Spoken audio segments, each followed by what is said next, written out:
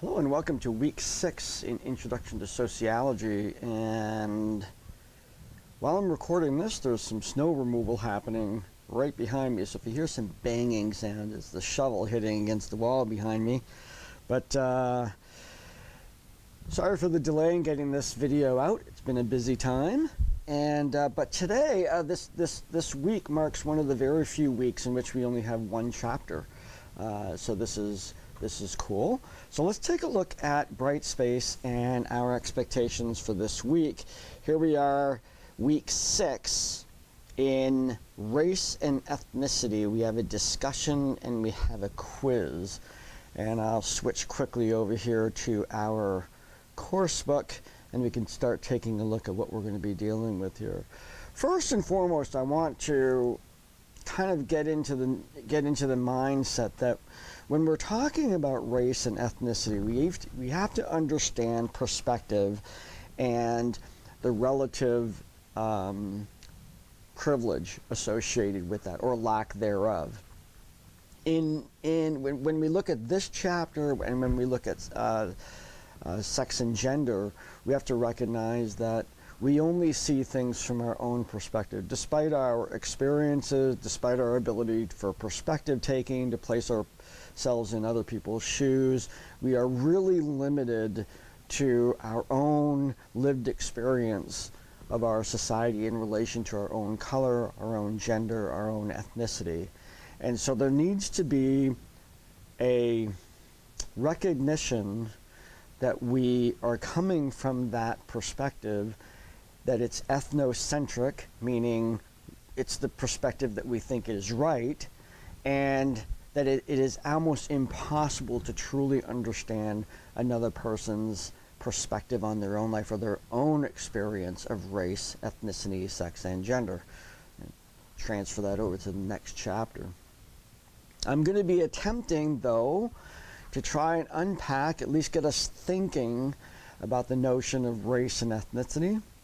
And in particular, spending a little bit of time, most of the chapter, on discussing the Black Lives Matter movement and what that means, and unpacking that from the rhetoric, unpacking that from the way the media has treated it, not just the mainstream news media, but also the media within Facebook and the kind of controversies about it, and really taking a look at what does Black Lives Matter mean, and how is it separate from some of the bad things that are going on, in terms of how it relates to that.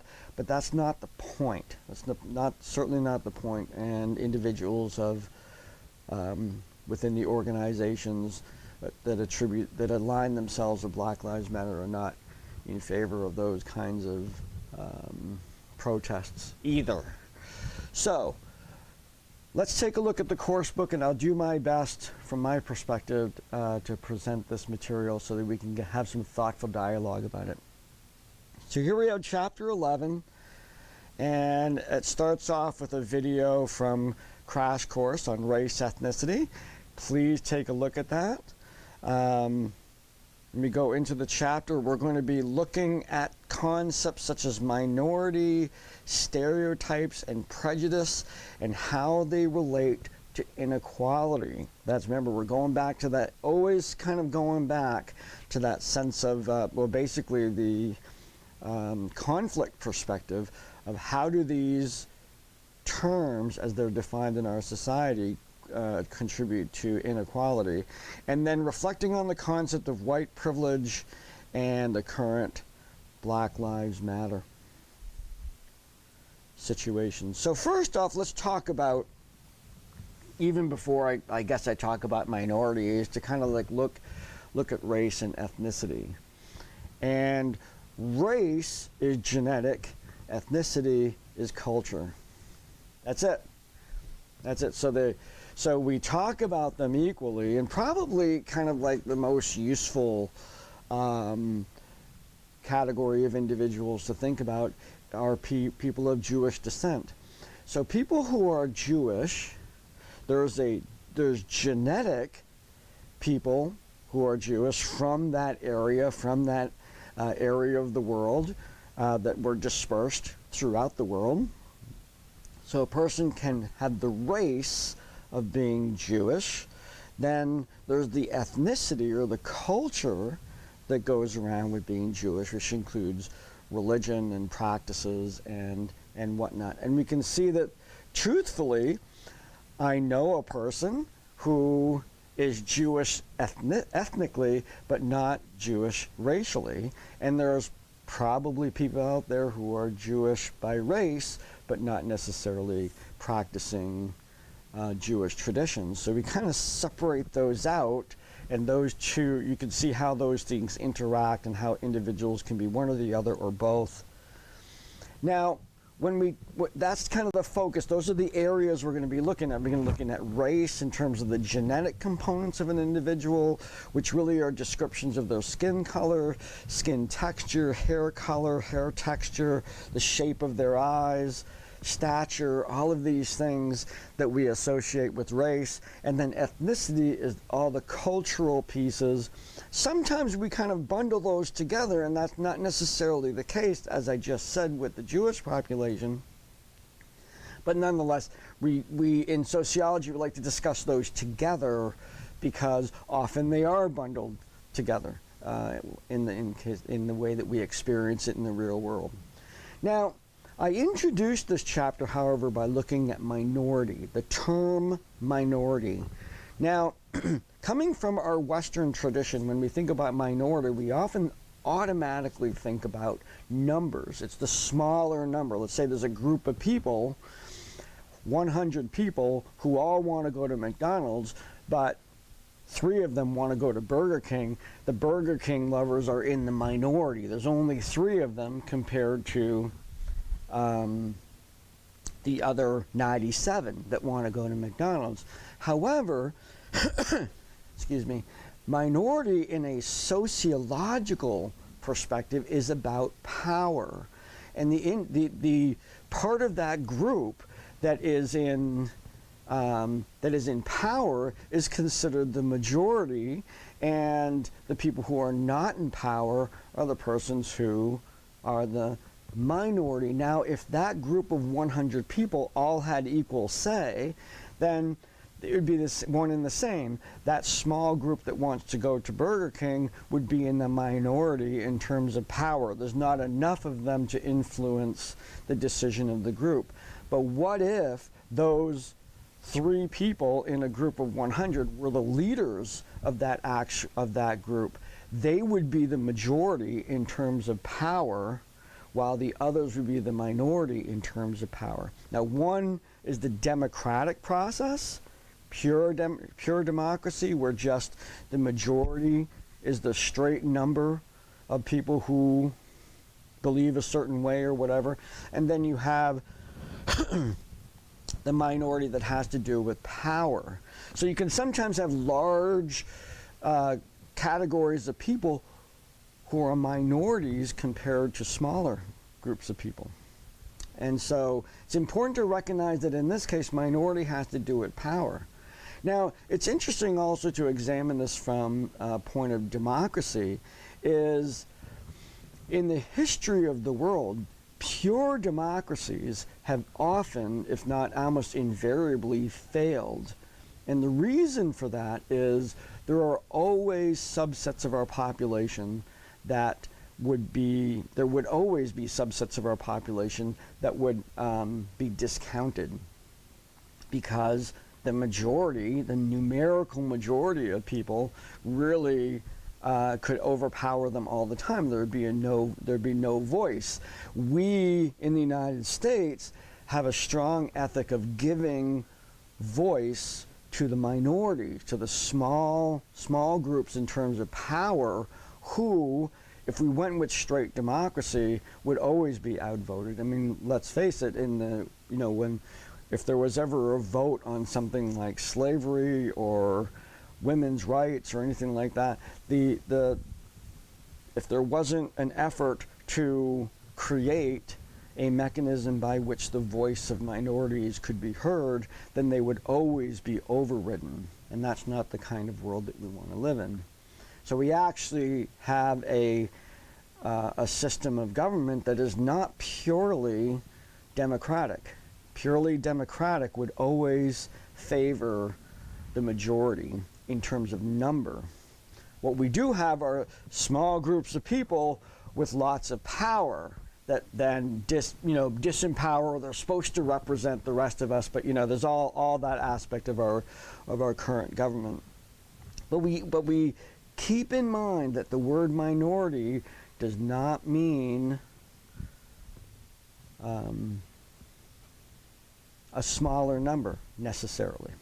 Okay, then let me go into the concept of race, stereotype, prejudice, discrimination, and white privilege to kind of get into all of those things. So, ethnicity, like you have race, or just ethnicity is the cultural aspect of an individual, and we can look at that in terms of numbers and in terms of power. Stereotypes are the assumptions that we make when we meet an individual. We know very little about them, possibly only their external appearance, and we make often erroneous assumptions about other characteristics of that individual. So I have a few listed in here. African Americans are better athletes, Asian Americans are good at math, and blondes have more fun. Those kinds of things. When we look at those stereotype assumptions that we make, they're erroneous, meaning they're not necessarily true. They may have some basis in fact. I mean, when you look at stereotypes, you look at and you examine those through history, you can often see where they came from. It doesn't justify their existence. But what it represents is this is really a psychological process of creating internal representations of what we see in the real world. So if we encounter a relatively small number, which is always the case, I'll get to that in just a little bit, we always encounter a relatively small number of individuals most of our lives who are different than us. So when we encounter those individuals, we begin to develop an internal representation of them that the psychologists call a schema. Now that schema begs to be complex.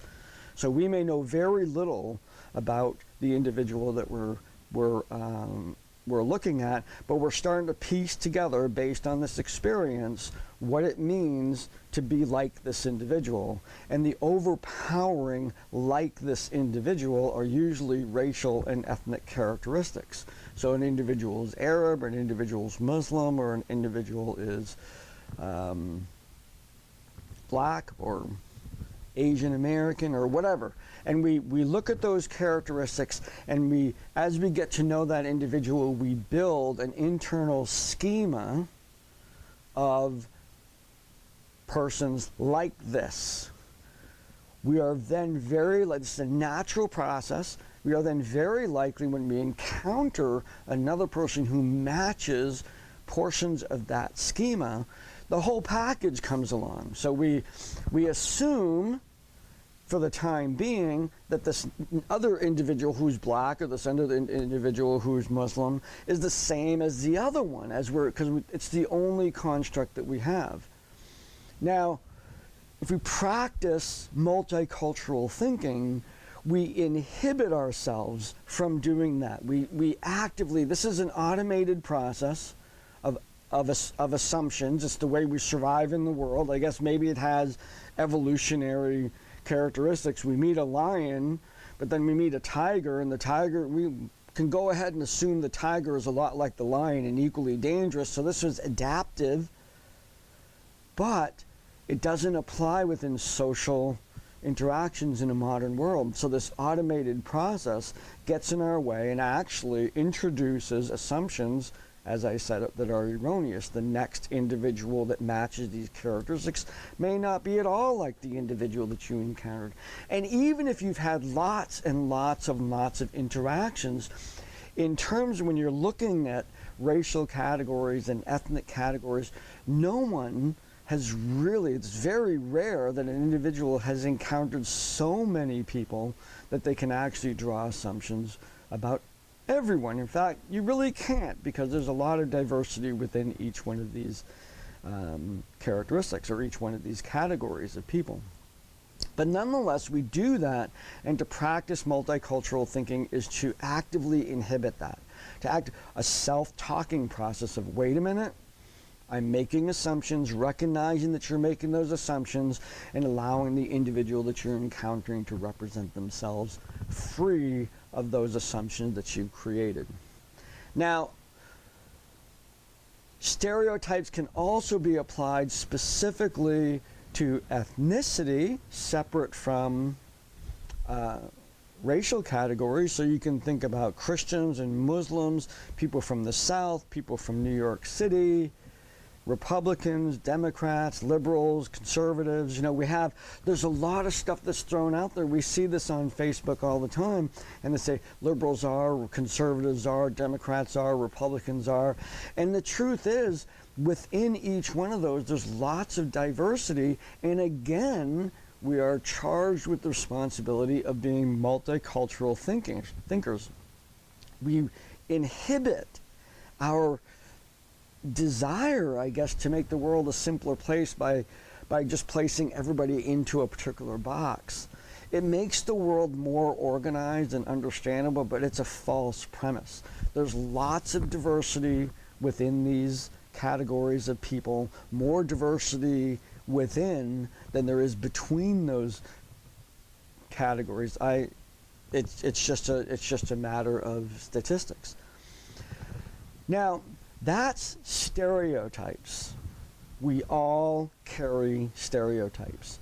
There's nothing essentially illegal about stereotypes. We can hold those, and in a way, they're erroneous and they're faulty and they may lead us into trouble, but these are the natural processes of how we think and how we organize information in our brains, outside of the purposeful effort of being a multicultural thinker and actively inhibiting these assumptions that you make.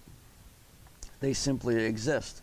The problem starts to emerge when we take action on those, when we treat people differently, when we provide them with access to different services differently, when we create policies differently, when we carry these attitudes into violence or putting down of individuals when we do that, and that is called prejudice.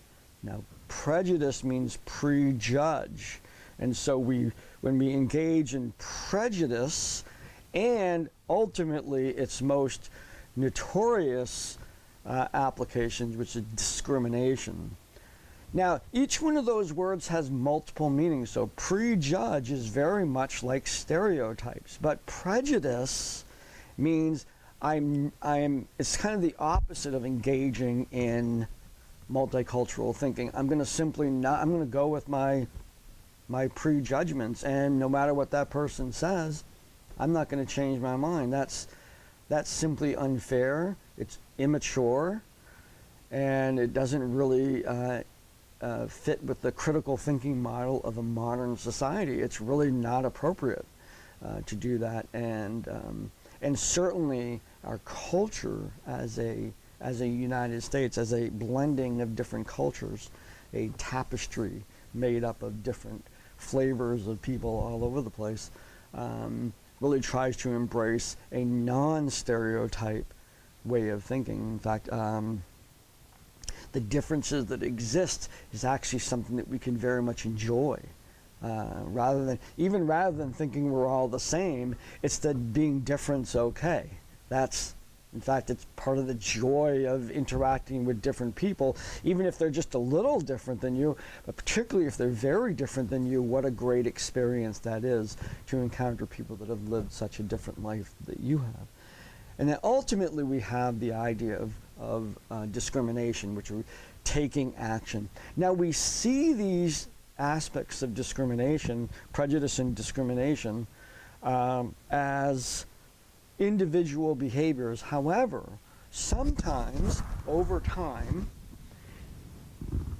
prejudice and discriminatory actions can become embedded in the very structure of our society. And we call that systemic discrimination. And this is when the individual themselves, either through habit or that's the way it's always been done, or that, any one of those things, they may participate in the activity of discrimination and yet be personally unaware of their own actions in terms of them being prejudiced or discriminatory. And it's very important to recognize that there's two battlefronts, let's say, on that particular, two areas that we want to battle, and that is, first, individual culpability, individual responsibility for our own prejudices and for our own instances of discrimination. We need to reel those in through education, through exposure, through developing an ethic of understanding of other people's differences and an accepting of those differences, regardless of what they're about. And then there's the battlefront of systemic discrimination, where over time a embedded culture of discrimination, a norm of cultures we've been talking about, a norm expectation of particular ways of dealing with individuals develops, and we see that as that's another battlefront. And I'll give you a kind of exiting a little bit from the idea of race and ethnicity. When I was a social worker and working in the mental health population, there was a significant amount of discrimination that was happening for individuals who had the diagnosis of borderline personality disorder. And that was a kind of a clinical specialty of mine. I had a lot of interest in that particular diagnosis and how it impacted people. And I found the individuals that I encountered with that diagnosis to be interesting and just an interesting bunch of people, and the dynamics that are going on in there. Now, nonetheless, of all the diagnoses that are out there, that one and the way it manifests with some people in terms of the social interactions produced within the Society of Mental Health Care particular ways of dealing with those individuals. Now, policies, let's say, or rules of engagement, let's say, if somebody came in, they moved in from another state and they carry that diagnosis, a set of policies that dictate how we interact with that individual, how we work with that individual, who gets responsibility for what, how communication is done, all of these things that in a sort of rose-colored glasses way or Pollyannish way is really responding to protect both the client and the mental health provider from any of the negative outcomes that could come from the manifestations of those particular kind of symptoms. But within that framework, there's also a great deal of prejudice and discrimination. There's not other diagnoses that we have those about, or they're extremely rare, but this one produced all these extra policies. Is that fair? Is that what we want to do? Now, that's an argument to be had. That's an argument to be had, and there are certainly arguments on either side of that case. But nonetheless, it is discrimination. It's saying, I don't know anything about this person, or maybe even their history, but they had that label, so therefore I'm going to change my behavior, and I'm going to act in a particular way toward that individual. And so we see these not only in terms of the application of these in mental health, which may have appropriate qualities to them, but we also see them in our society in terms of the manifestation of systemic discrimination.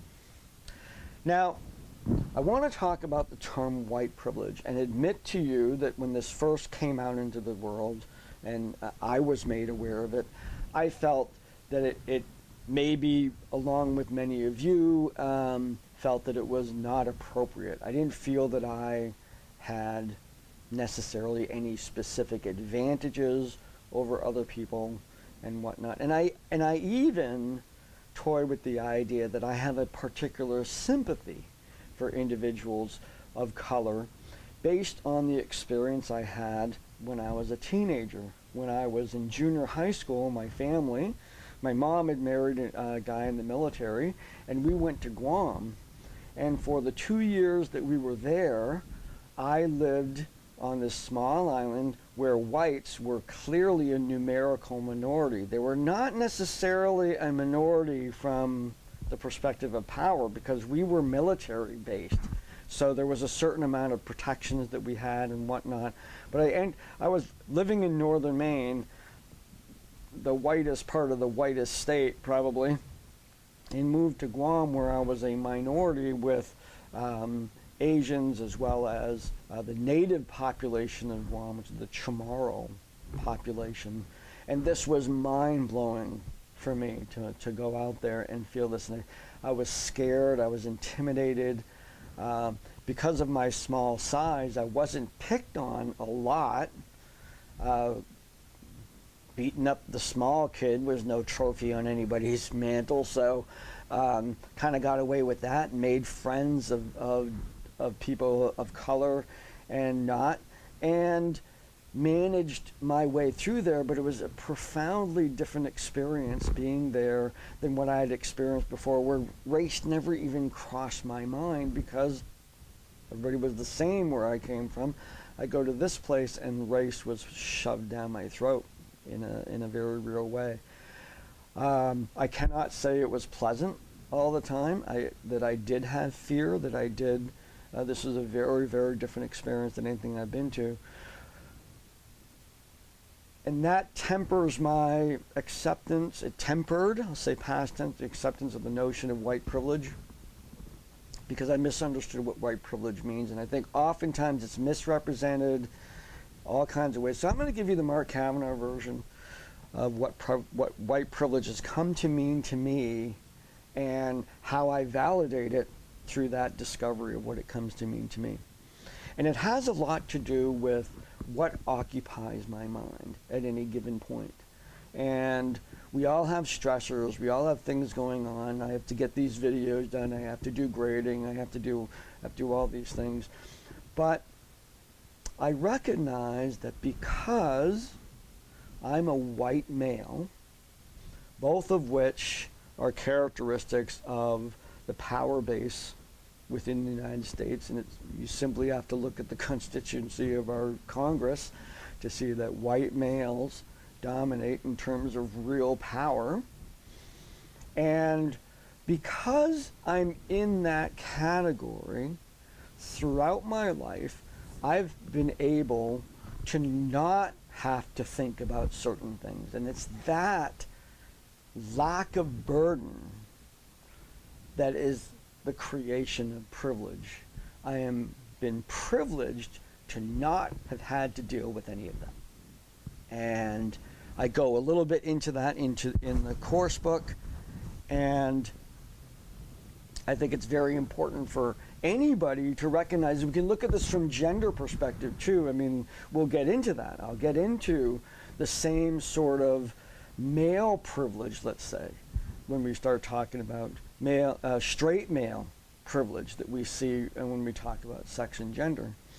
But here, in terms of race and ethnicity, there are certainly things that I've never had to deal with, and some of these are, I've listed a few in here, that when I was reading through the history books, I mean, I remember almost every single individual that I ever read about was another white male. That's a very validating sort of thing, and I can't imagine what it would be like to encounter U.S. history and there's no representation of people who are like you in those stories.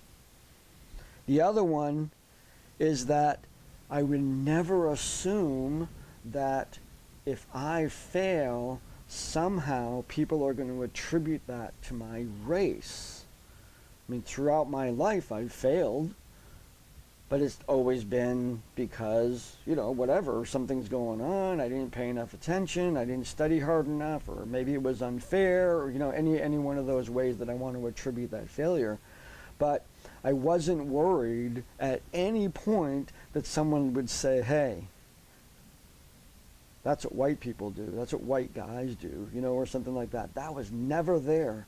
Yet persons of color who fail, there's the very real assumption that will be put into that stereotype, and people will carry around because they've seen one person fail, and it fits into that narrow schema that they have of that individual and their race or ethnicity, and it will carry on to their next interactions. That's simply not something I've ever had to deal with.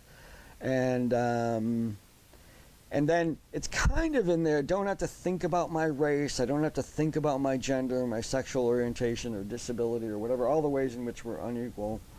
And I don't have to think about that. And one thing that I encountered one time, I probably should put it in here, there's nothing about my life that has had to be legislated.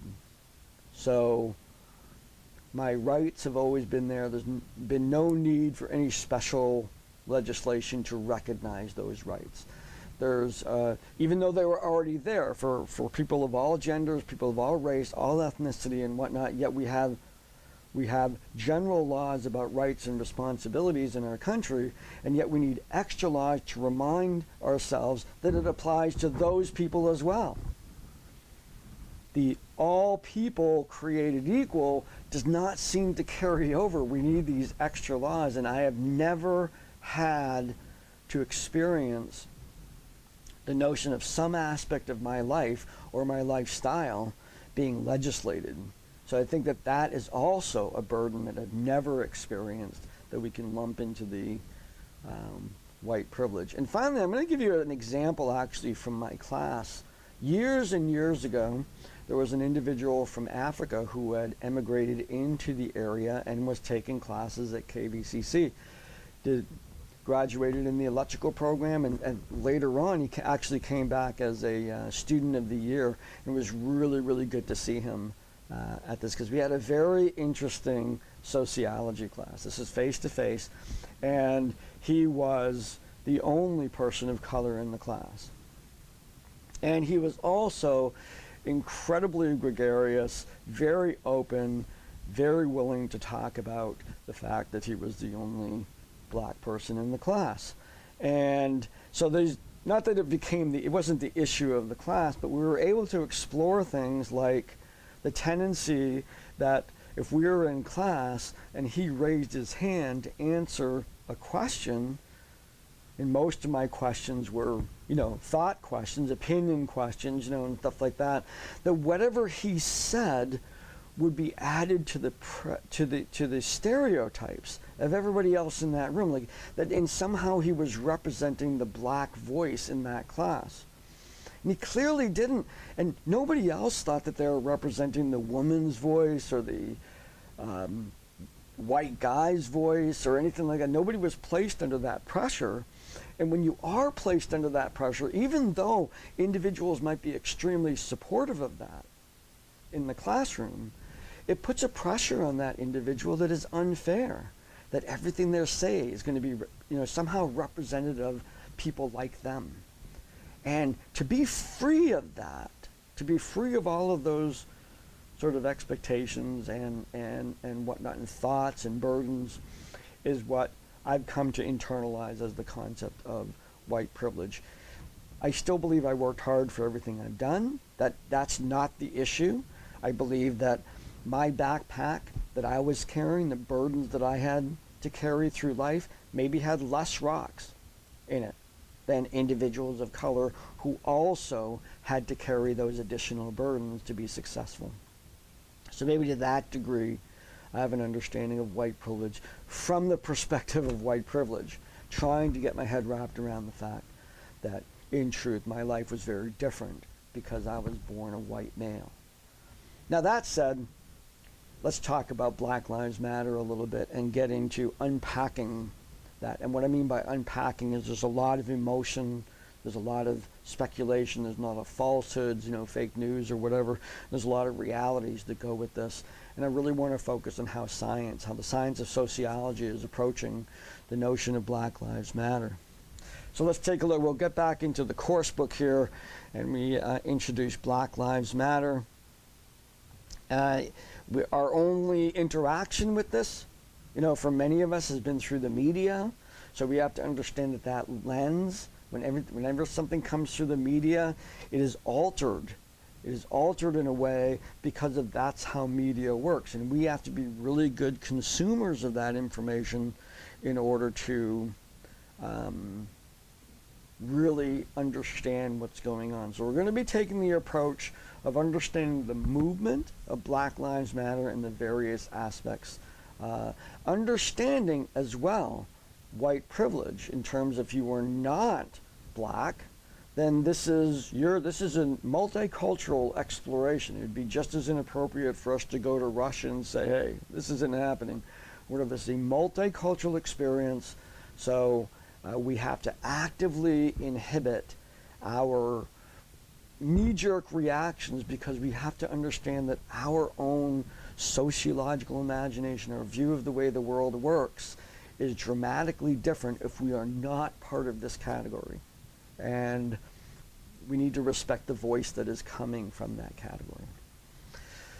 So here I have race and the sociological imagination, kind of what I was just talking about. And then we look at these kinds of, rules of engagement as we understand Black Lives Matter. We admit that we never fully understand or experience the narrative, the story of Black Americans. Accept that the narrative is valid, even though we may vary radically from our own. It's still a valid perspective.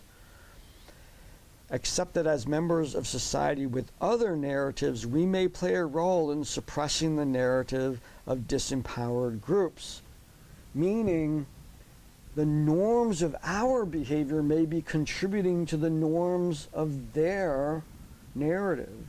Our normal behavior, which is a result of our upbringing and our specific cultural norms, values, and expectations, may be an aspect of our institutionalized discrimination. And we recognize that within ourselves. We attempt to understand the narrative through perspective taking from an emotional standpoint. This means that we propose, that should say, to place ourselves in their shoes, not determine what we would do in their circumstances, but to attempt to understand what it would feel like in their circumstances. When you're coming from a place of power and somebody says, well, what would you do in those situations? You would act upon that power. And we have no understanding of the being in that situation, and because of no choices of your own, you're disempowered. So we're not doing perspective taking to understand what we would do in those circumstances. We have to do perspective taking to understand how we would feel in those particular situations. Understand that those who are disempowered are also the most accurate sources of solutions. The solutions will come from those who are disempowered. Understand that in the absence of the support of those who are empowered, disempowered people will not be able to bring about the changes needed. So, we have individuals who are disempowered. Those individuals have the solution. They're the roots of the solution. They need those in power to join with them in a concerted effort to arrive at these solutions. So there's a responsibility on the empowered part. In my world, my encounter with differences like this has always been in the world of disability. And I'm hesitant to exchange race for disability because race is not a disability. It shouldn't be. But when we think about an individual who has a particular physical disability, they are paralyzed from the waist down, don't you think that they're the most knowledgeable about their own needs? That they'd be understanding the specific limitations of their movement, the specific environments that they want to engage in, and that entire philosophy of the person with a disability knows best is called the independent living movement. There's an entire movement within the field of disability that validates the perspective of the individual with a disability over doctors and other clinicians and whatnot.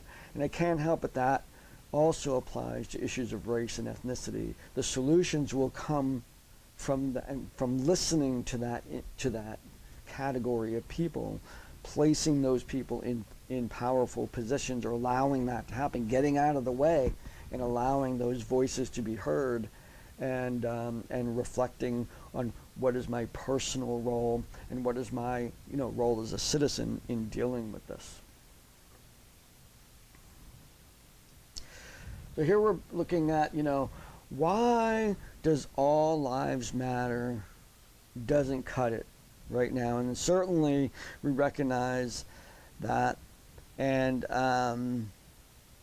it actually, better example than one in the book that I was talking to someone the other day, and they said, if you're living on a street and there's a house on fire, then the fire department responds to the house on fire, and because the house on fire is being responded to and the focus of the fire department does not mean that the fire department devalues all the other houses on the street.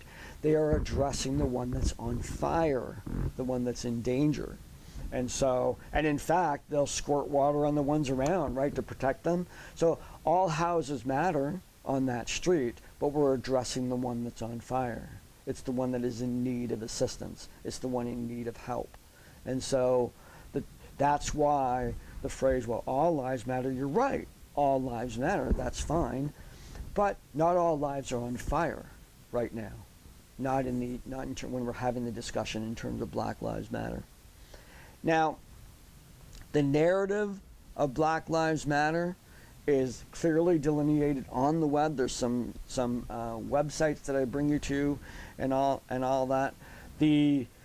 One of the constraining variables here is data collection, because in some ways, when we look at the data may not match that narrative, but it doesn't mean that it's wrong. What it means is there may be something wrong with our data collection. I mean, there's certain things that may not get reported into these data portals that never see the light of day in terms of data, but may be very real in terms of individual experiences. And individual experiences, the anecdotal experiences of many, many people, although that's not the same as data, is still something that we can respond to. Remember, we're talking about minority. So not only might the voice be numerically smaller, but certainly in power, it's smaller. And if we're going to enable a ethic that says that we want to level the playing field, let's say, on the narrative creation, then we need to listen to the small voices, where they're loud, and certainly people have taken this to the point to try and make that voice very loud, because maybe for years their smaller voice, the efforts that they've put into it have not been heard, they've been ignored. That doesn't provide allowance for individuals of any color or ethnicity to take advantage of these situations for their own gain. There is a valid narrative about how we can improve as a nation.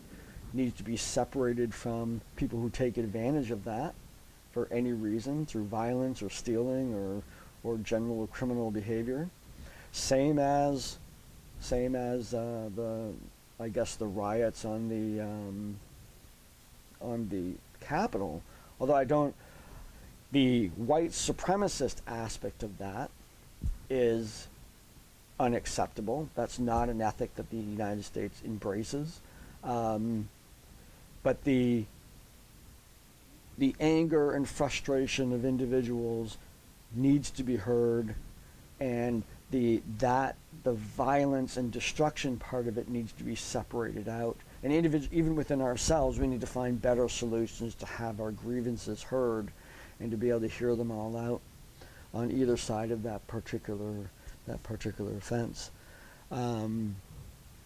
So here we have my best effort to kind of look at data. There's some data and some incarcerations and differences there. The kind of data we have on law enforcement and persons of color, and the data is mixed, but the narrative continues, and we have to work really hard to find out how we can act as individuals, how we can act as a society, what can we enact in terms of policy to address these issues across the board, in order for us as a society to move forward. Now, all that said, the Chapter 11 discussion is on Black Lives Matter. A lot of the study of sociology has been focused on the study of inequality, discuss how topics such as minority, the true definition of that, stereotypes and prejudice still play a role in modern society. Incorporate your research and reading on the current Black Lives Matter movement in your posts and discussions. And then 2 quizzes, one examining the concept of white privilege as I presented it in here, and your own self and concept about that, and how that might relate to the realness of Black Lives Matter. So that's it for now, and enjoy this week. It's a big topic, and next week's a big topic too when we get into sex and gender. So these are great topics. Be civil to each other. It's very important to respect each other's points of view. Very important not to diminish anybody or put them down or anything like that. We are scientists in here. And also, as a last kind of continuing reminder that I'm still waiting on a lot of people to hear about their final projects and doing their proposals, so make sure that you read up on that in the course book and the syllabus and get those proposals into me soon. So I'll see you in the discussion boards.